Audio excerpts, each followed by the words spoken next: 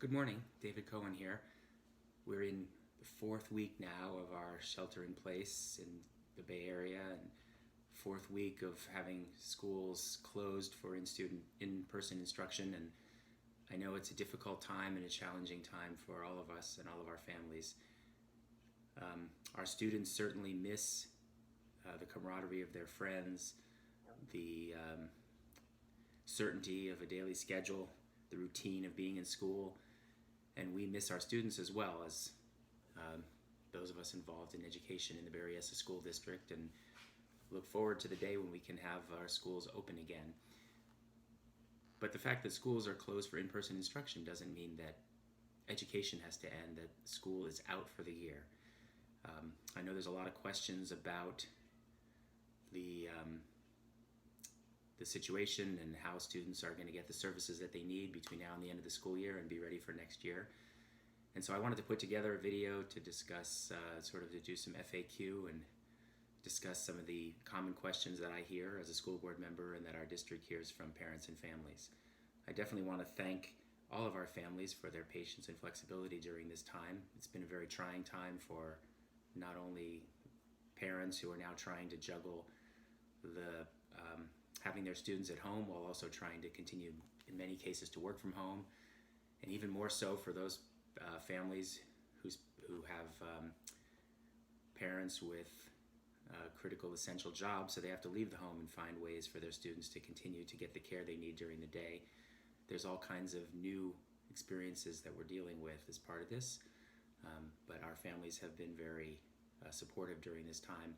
And I also want to thank district staff, our administration, our teachers, our classified employees have worked really hard to continue to provide service for our students in what's also a difficult time for them, because they are also dealing with the same kinds of issues that our families and students are dealing with, trying to adjust to the new normal that we're experiencing this spring. So what I'm going to do is I have some questions written down, kind of general questions that we've been hearing, and I'm going to read them and then try to give some answers. By no means am I the expert on all of these topics, and I thank fellow school board members around the county for conversations I've had with them on many of these topics. I thank our leadership like County School Superintendent Marianne Dewan. Dr. Dewan has been very accessible and allowed us to ask her questions during this process. I thank our district administrators who are working really hard and who also help me answer many of these questions. So the first question is, what kinds of supports are schools putting in place in order to make sure that our students are getting help that they need and support that they need, especially our most vulnerable students? And from the very beginning, school districts in California have made it a priority to provide essential services that students count on our schools to receive. For example, student lunches. Many of our students, one of the only meals that they get during the day, or one of the best meals they get during the day, is their lunch that they receive from school, and it's really important that we continue to provide those lunches. And so all of the school districts in District 4 are offering lunch service. I know that the Orchard School District is offering lunches on Mondays. You can pick up lunches at the County Office of Education, which is located also in District 4, on Thursdays and Fridays. There is service from the Santa Clara Unified School District in the northern part of the district, service from the Berryessa School District. Our school district is offering lunches Monday through Thursday at 3 of our school sites, Vincy Park, Piedmont, and Murrill. And Eastside High School District as well at their high school sites is offering lunches. So students, families that have children 18 and under can come drive through and pick up bag lunches on those days in order to get the food that they need. Many people are asking, will our students be ready to move on to the next grade level? Will students be asked to repeat their current grade in any cases? The answer is no. We expect all of our students to move on to the next grade level, and just like in any case, our teachers are well trained to help differentiate instruction and help bring students back up to speed when they come back to school. And so in the fall, teachers will be doing their usual work to assess where students stand, and will help make sure that students get caught up if they're behind and get the extra resources that they need at that time. In the meantime, we would like students to continue their learning process, and the school districts now are offering distance learning options for students. So for students who have the resources ability to continue to learn from home, we encourage all students to spend a little bit of time working with their curriculum that will be put in place by their teachers. In our school district, now every teacher is reaching out to their students, and principals are reaching out to families to make sure that students understand where they can get access to those kinds of resources. So the follow-up question is, what academic resources are being provided to students between now and the end of the school year, since they're not in school during the day? So there are a variety of ways that students receive materials from their teachers. Most of our teachers are now doing some kind of daily or weekly outreach to their students. That includes some who are using technology like Zoom to hold period time to interact with their students. They're posting videos in some cases. They're using our online systems, which we've always used as a district, or at least in the last couple of years, things like Google Classroom, where we provide electronic online access for students to download homework assignments and reading materials and things that they can do. In addition, our school district has posted on the website under distance learning a number of resources that have been collated and put together by Common Sense Media. It's a resource called Wide Open School, and there are grade specific, grade appropriate materials there that you can use with your children to help them continue learning during this time. Of course, there are also lots of other resources out there online. I know that other school districts and other organizations such as Rocket Ship Schools have put very comprehensive materials on their website, so you can search for things that work for your children. There's also Khan Academy with a lot of great videos and lessons that you can use with your children to continue their learning. Just want to make sure you all understand, teachers are also learning alongside our students, so it's important to be patient.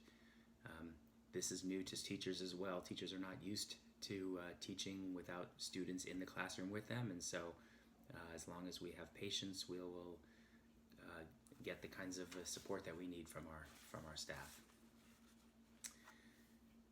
So how are students getting the technology that they need in order to access these kinds of materials?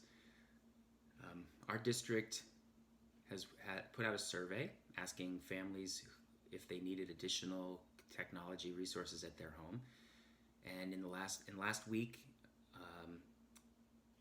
our schools were distributing our Chromebook devices, which are the laptops used in classrooms, to students who needed them at home, and we gave out well over 1,000 Chromebooks to students so they can connect over Wi-Fi at their homes and have access to all the technology that they used to have access to in the classroom, and be able to access Google Classroom to download assignments and send and communicate with their teachers. The district worked really hard to make sure that the Chromebooks were configured to work at home, and then worked on that distribution, and this process went really smoothly to get people access. Now, there are some families who still don't have access to high-quality Wi-Fi at their home. District is working with providers to try to get Wi-Fi hotspots that can be offered to families so they can get some Wi-Fi at their homes. People are asking me, will there be access to bridge programs or some additional educational programs such as summer school and other things to help students catch up if they feel like they haven't gotten enough during the school year? First of all, it's important to note that many school districts have always been limited in what we can offer in the summer due to a lack of funding from the state to provide summer programs. So there will continue to be, at least the plan is, if schools reopen, to continue to offer the programs that our district has offered in the past, English language arts and math programs, bridge programs to get through to the next school year, and some other grant type programs that we have, but there may or may not be enough resources to add any additional summer programs, and at this point we're not sure when we will be able to bring students back onto campus for summer school. So we encourage families once again to continue to utilize the resources posted online to continue to provide, to get some education during the summer. There is some discussion at county and state level about what kinds of future camp programs there might be for students that have extra needs. Also, of course, students that are more deeply impacted will need some kind of recovery phase as they come back into school, and there's still some work being done to figure out what that might look like. So what about students who need mental health services? Our school district has been a leader in our county and in offering counseling and mental health care for our students. It's an important part of our strategic plan as a district, in fact, to make sure that we focus on our students' social and emotional well-being, and also the social and emotional well-being of our staff. Our counselors and social workers are continuing to reach out and meet over the phone or using other technology with students who were a part of their caseload before, and we're also getting referrals for additional students who, due to the current anxiety over what's happening with their school and having to shelter in place, might be requesting services, and our district will place those students with resources. And in fact, last night at our board meeting, we approved a contract with a third-party provider of mental health services so that we'll have enough resources to be able to work with all the students who need it. So what is the expectation for student attendance during this time? Now that we have distance learning in place, many families are confused a little bit about the regular mechanics of schools. Schools will be held harmless for the rest of the year. The state is not requiring schools to report attendance in order to get funding. So our funding will remain steady no matter how many students are attending our online classes or downloading online materials. So the schools do not have a requirement to check attendance, to record attendance. We will probably track attendance only in order to try to reach out to students who are not attending to find out what additional help that they need in order to become more engaged, if that is their desire. We are hoping that people will encourage their children to be involved, to continue to stay in touch with schools, and to take advantage of the communication from their teachers to continue to learn during this time. Many students, of course, this whole thing came very suddenly without any expectation that students wouldn't be back in school for the rest of the year. So what about materials that students left in their desks or in lockers at school, or things that they'd like to pick up? There's not yet a process in place to do that, but we expect that at some point in the summer, or by the time we are safe to allow people back on site, or maybe through another type of distribution in parking lots, we may be able to return materials to students at some point. In addition, there's also going to have to be a process put in place for students to return textbooks, musical instruments, and other things that belong to the schools back to the schools before the next school year starts. And so you'll have to stay in touch with us to find out how those procedures get put in place. What is the policy for grading? Again, another question that comes up a lot, and we've had a lot of discussions with between school board members across the county about various how different districts are handling this issue. The first thing is to know that in our district, and I think every district in the county, the plan is that no student will end up suffering in their grades because of what's happened with schools being shut down. So students will be, if they are evaluated, or being evaluated up to the day of the shutdown, and won't be expected to continue to achieve certain grades during this time. In fact, most middle schools are now going to be moving to a pass, no pass for the winter and spring quarters and semesters. The idea that if you were completing an acceptable amount of work by the time schools shut down in March, you will pass your classes and won't have to worry about your grade. High schools are going to be moving towards a no credit system, so that students get credit for the classes they take, but that they don't have to worry about whether they get a certain grade in those classes. And the good news is that university systems in California, University of California system, the CSU system, and other schools have agreed to accept no credit for required classes without needing to look at grades in those classes. one of the things is that schools are, when talking about grading, concerned with making sure that all students are treated the same so that there's an equity for how students' grades are handled, so that students who have access don't have an advantage over those who have less access or don't have the ability to put as much time into their coursework when they're not in school. And we want to encourage a uniformity across all schools in the area so that there's no so the students from all districts have about the same access to ability to be successful. Many people are asking, of course, about what's going to happen to promotions and graduations for students who are moving on from their schools. And, at this point, many schools are being creative about their graduations, trying to figure out how to go online. Some schools are talking about holding ceremonies and recognizing their students and celebrating their achievements when schools reopen, whether it's in the summer or next fall. And all schools are working to try to find a way to celebrate students and their achievements while they've been in their schools. We have to also think ahead to next school year. So for students who are going to be starting kindergarten in the fall or moving on to a new school, they still need to register for their classes. And so one of the key questions is, how do we do registration? We've always had to do registration in person.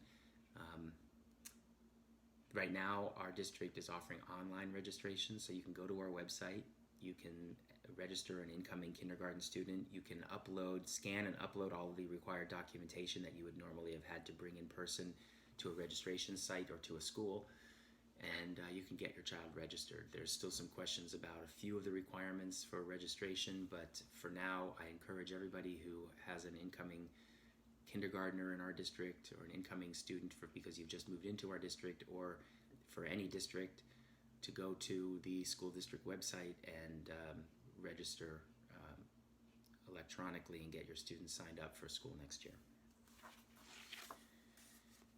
So then was asked a really good question from a parent. I mean, many parents I know are exacerbated, feeling very stressed about how they deal with their students at home, and they feel like they're having difficulty setting a routine up at home so that their students are learning adequately.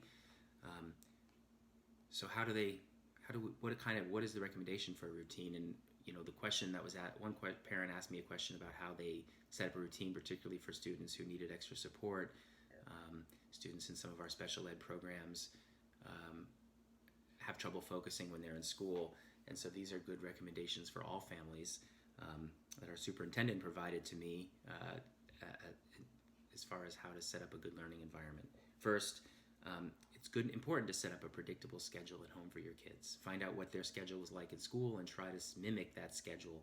Write it down and have a schedule of times during the day in which students are expected to do certain kinds of work, certain kinds of activities. Make sure that during that schedule you're giving them appropriate breaks and time for recreation and times to get outside, time to eat lunch, time to exercise. That's an important part of an academic day, is making sure that there's breaks in the schedule. As I said, make sure that schedule is somewhere visible so that students have a predictable schedule each day where they're expected to do some of their work. Also, identify a place at home that's a good learning space. It's recommended that space have their access to their computer or iPad or other devices that they need for that time, that it have good lighting so that students will be comfortable working, and that they have ready access to whatever learning materials they'll be using, whether it's printed materials or electronic materials. And then it's useful to have that learning space be in a shared area, so that parents are at least visible and accessible if the student needs help, and so that it's separate from their bedroom or from their television or something that would normally be something they would use during their recreation time. Make sure that that's a space that they know is an educational space. So I think those are good suggestions for all families trying to help their kids stay engaged at home. One question was asked, what added tutoring resources can be made available for next year so that students can make up missing work. And I think we kind of addressed this question. At this point, there's a lot of online materials available for students, whether it comes through Khan Academy or the Common Sense Media material that's on our website. I encourage you to work through some of those things with your children. Schools will evaluate how to restart in the fall and what kinds of additional resources might be needed. There are still a lot of questions about how that will look, and as I mentioned before, students are always being evaluated by their teachers to find out what they need in order to get up to speed so that they're prepared for their school year. And then, one of the hardest questions has been for students in our special ed programs. What resources are being provided to them so that they can continue their education and have equal access to materials? And it's a difficult question because certainly with shelter in place, students don't have access to all of the resources they had at school.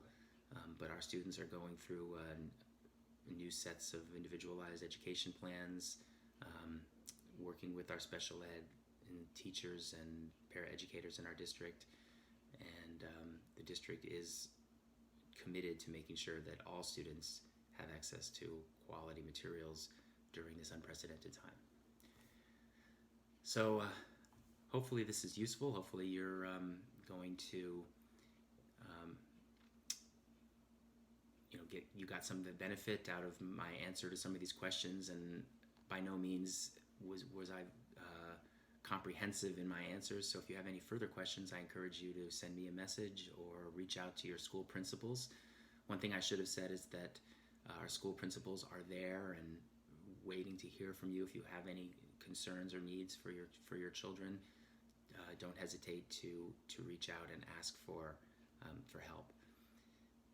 And I hope you all continue to stay safe, stay healthy.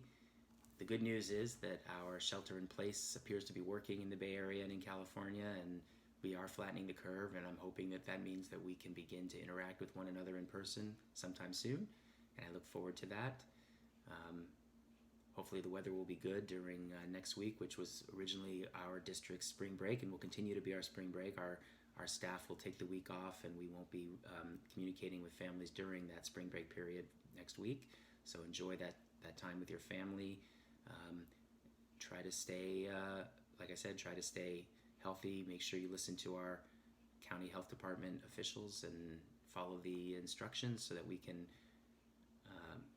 flatten the curve enough that we can come out of this even stronger than we were before. Thank you very much.